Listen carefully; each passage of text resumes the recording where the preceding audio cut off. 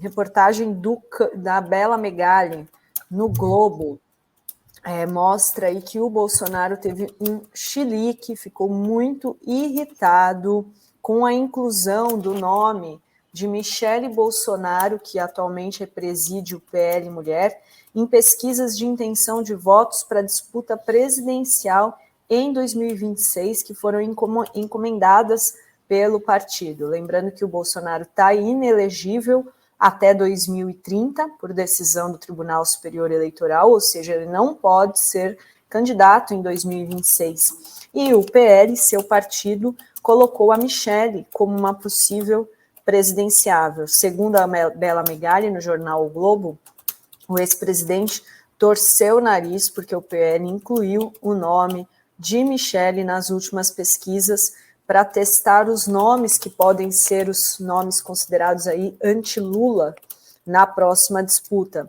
E a posição do Bolsonaro teria deixado o Valdemar da Costa Neto, que é o presidente do PL, e a cúpula do partido em polvorosa, já que o próprio ex-presidente teria dado aval para testar o nome da esposa nas pesquisas. Lembrando que o nome da Michele vem sendo testado pelo PL desde o fim de 2023. Embora tenha a preferência aí dos mais radicais do bolsonarismo, que preferem a ex-primeira-dama ao governador de São Paulo, Tarcísio Gomes de Freitas, Michele tem ficado estagnada e perde para Lula em todas as simulações. Olha, na última pesquisa, da Paraná Pesquisa, de 29 de julho, Lula vence todos os candidatos que se colocam como representantes do bolsonarismo. Contra a Michele, é 38,7% contra 30% no primeiro turno. E Ciro vai a 9%, Caiado 4,5%, Leite 2,3%, Barbalho 0,6%. Contra o Tarcísio, a vitória é folgada por 38,9% a 24,4%. E nos bastidores, o Bolsonaro, que tem duas ex-esposas que entraram para a política, tem dado uma resposta machista, uma resposta pronta aos que insistem em lhe perguntar se daria o aval a uma candidatura da Michele. Olha o que ele responde: só deixaria concorrer se fosse minha ex-mulher.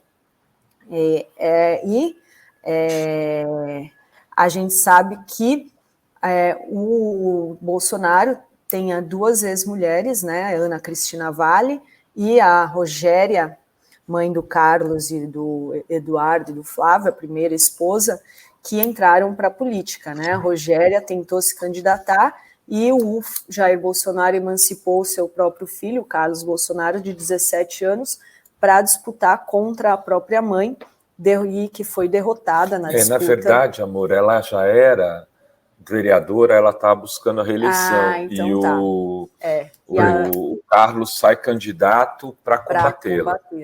E aí teve a Ana Cristina Valle, que tentou também agora ser candidata usando o nome Bolsonaro, né? Cristina Bolsonaro. E agora ele tem dito, então, que Michele só será candidata a presidenta se for ex-esposa dele, ex-mulher dele. E aí? Vamos a uma tese psicanalítica, pode? Isso, eu quero contribuir com a sua tese antes de você começar a falar, mas talvez isso já tenha acontecido e o Bolsonaro não se tocou de que ela já é ex-esposa dele, né, Felipe? Ia começar por aí. Acho, então, que o Bolsonaro está, na verdade, Renato, endossando a candidatura, quando ele diz que só se for ex-mulher. Ele está dizendo, é candidata. Porque ela já é ex-mulher do Bolsonaro há algum tempo. Mas vamos à parte psicanalítica. Primeiro, vamos começar com Rogéria. Podemos? Veja, o que acontece na psique de Carlos Bolsonaro quando, aos 17 anos, o pai o obriga a ser candidato a vereador contra a mãe. E ele vence a mãe, tira a mãe do cargo, porque só se vota num Bolsonaro, se vota nele e não nela. E depois disso, ele ainda é obrigado, aos 18 anos, quando ele completa 18 anos e assume a cadeira, a colocar como chefe de gabinete chefe de gabinete, a Ana Cristina Valle, que vem a ser, na época, a sua madrasta. Veja o que faz isso na cabeça de um adolescente, que é um adolescente, 17, 18 anos, o Renato. Ele é obrigado pelo pai a expulsar a mãe de um cargo e colocar para mandar neste cargo, porque não é ele quem manda, é o chefe de gabinete, a madrasta que está com o pai. Veja o que mexeu na psique desse moleque e o que esse moleque se torna depois. Todos nós sabemos o que o Carlos Bolsonaro se torna, comandante do gabinete do ódio e outras cocitas mais, né? Além de ter aquela cena patética que todos nós vimos da posse do Bolsonaro, lembram? Quando ele vai ali no carro, atrás do pai, o pai em pé, e ele armado, ali como se fosse um guarda-costas. Esse é um complexo paterno gigantesco, Renato Dri. É um complexo paterno gigantesco. Jung faria a festa analisando esse caso. O que a gente vê no Carluxo, todo esse ódio, toda essa espuma que sai da boca desse sujeito, tem origem nessa relação com Rogéria. Aí vamos a Ana Cristina Valle, para continuar na questão psicanalítica. Né? Ana Cristina Valle, que tenta também se utilizar do sobrenome Bolsonaro e fracassa na eleição. O Bolsonaro, ele não vai apoiar jamais suas ex-mulheres. Mesmo que a gente tenha brincado com isso, de que já é uma ex-mulher, ele é de uma misoginia gigantesca. Ele prefere perder uma eleição do que ter uma de suas ex-mulheres no lugar de destaque. Ele prefere perder. Vai sempre preferir perder. Lembro que foi dele a frase: eu tive um filho, 2 filhos, 3 filhos, no quarto, no quinto, dei uma fraquejada e tive uma menina, lembram? Né? Tá lá, confesso, para qualquer um ver, né? A gente não precisa cavar muito fundo. Né? O Bolsonaro, ele é um sujeito misógino, com todas as provas aí que a gente possa elencar, e além de misógino, ele não tem nenhuma capacidade de entregar o poder para alguém. Eu não estou nem aí nem me referindo a mulheres, mas ele não vai entregar o poder para ninguém que não seja ele mesmo. Ele vai ficar até o final insistindo na tese de que pode voltar a ser elegível, já que a gente vai ter um TSE favorável a ele. E o TSE não influencia em nada, porque no fundo cabe ao STF esse julgamento final. Mas vamos lembrar que ele está contando que em 2026 ele vai ter 2 bolsonaristas na presidência e vice-presidência do TSE, Nunes Marques e o André Mendonça. Vocês estão cientes disso, né? Que esses serão presidente e vice-presidente do TSE em 2026. O Bolsonaro está acreditando nisso, que vai ter uma maioria no TSE para reverter a inelegibilidade. Então ele vai ser candidato até o final. Não vai ser revertido, obviamente que não, porque isso cabe ao Supremo, o recurso é ao Supremo, o TSE não vai decidir isso, mas ele vai produzir fake news para que o seu gado acredite que ele pode ser candidato. Então não vai entregar para ninguém. E o Tarcísio, aí eu posso garantir isso, o Tarcísio não vai cair nessa de ser candidato à presidência. Por quê? Porque para ser candidato à presidência ele vai ter que se submeter ao que o Bolsonaro quer, que é ser vice dele. O Bolsonaro vai ter essa estratégia, até imitando o Lula com o Haddad. Ele vai colocar alguém de vice que depois vai assumir, mas a chapa vai ser ele como cabeça e vai ser indeferida pelo TSE. Não acho que o Tarcísio vai se submeter a isso. O Tarcísio vai ser candidato à reeleição por São Paulo. Talvez um Zema, que eles não querem, talvez uma outra pessoa se submeta a isso. Talvez ele coloque o filho. Talvez ele coloque o Flávio Bolsonaro para assumir isso, mas jamais a Michelle. Jamais uma mulher. Isso aí, meus queridos, podem apostar. Coloquem na bolsa de apostas, porque para um sujeito misógino como ele, entregar o poder a uma ex-mulher, jamais. É verdade, né, gente? E lembrando que a Michelle não tem apoio sequer dos filhos, né? Não conta com apoio sequer dos filhos do Bolsonaro. Rovai, o que você acha dessa história, hein? Aquilo que eu falei, primeiro que eu acho que a Michelle já é ex-mulher do Bolsonaro. Eles têm um casamento que não permite uma bicoca. Tipo, se vai dar bicoquinha, ela faz assim, sabe? A pessoa parece aquelas aranhas. Agora aí aparece ela dançando, toda animada, ele olhando atrás, não sei se vocês viram isso, ele vendo ela dançar com um cara lá, um bailarino, com um cara de puto atrás de um murinho, né? Essas intimidades aí com o governador de Santa Catarina, mão na bunda. Sei lá, velho. E depois todo esse serelepe dizendo, olha, põe a mão para trás. É dizer, se você não... Eu acho muito estranho. Ou você ignora aquilo, ou não faz essas... Então, tá numa outra vibe já. A Michelle já...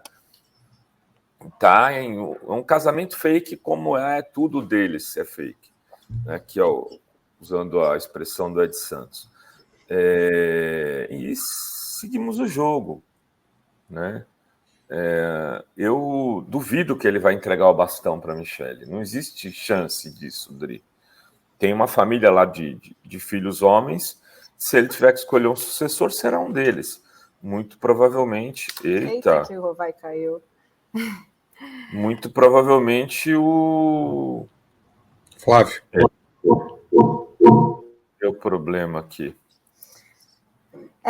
Mas concordamos todos, então, que dificilmente, né, Bolsonaro aceitaria Michelle Bolsonaro como sua disputa, ou como a representante aí do anti-Lula, como diz aqui, né, a reportagem da Bela Megali, que é o que o bolsonarismo, né, busca esse nome para 2026, já pensando em 2026. Agora, gente, vamos combinar que imagina, Michelle, presidenta do Brasil, é assim, né, imagina, até achei alta a quantidade de intenção de votos na pesquisa, assim, é absurdo, né, uma pessoa que não tem qualquer experiência assim política, de gestão, nada, para, né, um nome que tenha ainda votos para um cargo como presidente da República, né? Imagina, 30% votariam nela contra... Votariam no Bolsonaro, né? É o eleitorado dele. Você vê, qualquer candidato com apoio dele vai ter essa votação. Então, mas o Tarcísio tem menos, né? 24. Porque muita gente fora de São Paulo, dos grandes centros, não identifica o Tarcísio com ele. Mas na hora que identificar, vai para 30. Ou mais. E o que acontece também, eu concordo com o Renato, mas a gente não pode chamar isso de polarização, e eu tenho batido muito nessa tecla. É uma falsa equivalência quando a gente chama de polarização que acontece no Brasil. Seria polarização se essa extrema-direita estivesse rivalizando na luta pelo poder com o PSTU, com o PCO, porque aí seria uma extrema-direita realmente com uma extrema-esquerda. A gente conhece o PCO. Mas não é. O que o governo Lula representa é um governo de centro, não é nem um governo de esquerda, Renato. A gente vai perder muito o epíteto de governo de esquerda porque teve que fazer concessões por causa desse Congresso conservador. Então, é uma falsa equivalência chamar de país polarizado. É simplesmente um país que teve a cognição sequestrada por uma extrema-direita. Então, tem 30% de sequestrados aí que vivem uma síndrome de Estocolmo da política, né? É o pobre de direita, é o cachorrinho que vota na carrocinha, o cachorro vira-lata que vota na carrocinha. É isso que aconteceu no Brasil. O pobre de direita é o cachorro vira-lata que vota na carrocinha. Então a gente tem que ter muito cuidado com isso. Outro cuidado que a gente tem, eu sempre falo isso em semiologia, e eu falava mais cedo, é chamar de pauta de costumes quando a gente fala de aborto, quando a gente fala de maconha. Vamos mudar esse termo. Não é costume. O aborto é um costume? Eu costumo fazer um aborto, né? A gente tem que trocar esse termo, né, o Renato, o Rodrigo. São pautas de direitos, sobre direitos conquistados, direito das mulheres. O aborto é um direito feminino, é um direito das mulheres. Então vamos falar de pauta de direito das mulheres e não pauta de costume. Vamos mudar. Eu uso pauta de direitos. Quando eu uso de costumes, eu me corrijo, que tem a força do hábito, né? Exato. O charuto entorta a boca, o uso do cachimbo entorta a boca. Às vezes você fala costumes, eu falei de direitos. Porque, assim, tem algumas coisas que são costumes mesmo, né? Não exatamente... Nenhum. Por exemplo, fumar maconha. Não é direito. É direito, sim. É o direito. O cara não pode fumar cigarro, não pode beber uísque. É uma droga lícita. Mas é dentro carajo, da chamada né? pauta de costumes. Aí eu acho que estaria mais apropriado.